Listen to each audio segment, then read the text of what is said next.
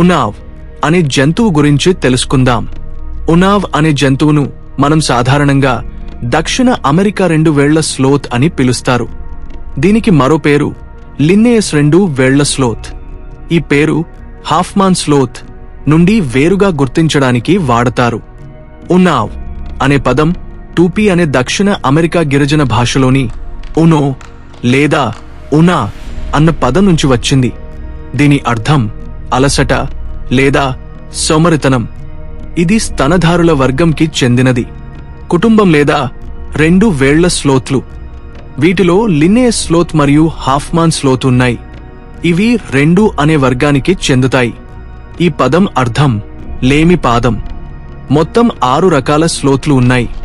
వాటిలో 2 వేళ్ల స్లోత్లు 2, 3 వేళ్ల స్లోత్లు 4. 2 వేళ్ల స్లోత్లు లిన్నేయస్ స్లోత్, హాఫ్మాన్ స్లోత్. 3 వేళ్ల స్లోత్లు brown throated sloth, pale throated sloth. Maned sloth ప్రమాదంలో ఉంది. పిగ్మీ స్లోత్ చాలా ప్రమాదకర స్థితిలో ఉంది, అంతరించిపోవచ్చని అంచనా. ఇవి దక్షిణ అమెరికాలో సుమారు 60 మిలియన్ల సంవత్సరాల క్రితం పుట్టాయి. స్లోత్లు చాలా అలసటగల నిదానమైన జీవులు. ఇవి ఎక్కువగా చెట్ల మీదే ఉంటాయి. వారానికి ఒకసారి మాత్రమే చెట్ల నుండి దిగిపోయి నేలపైకి వస్తాయి.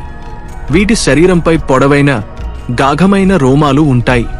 ఆ రోమాలపై పచ్చని ఆల్గీ పెరుగుతుంది. దాంతో వీటికి కామఫ్లాజ్ లాంటి రక్షణ లభిస్తుంది. వీటి పెద్ద కళ్ళు వీటిని మరింతగా దాచిపెట్టడంలో సహాయపడతాయి.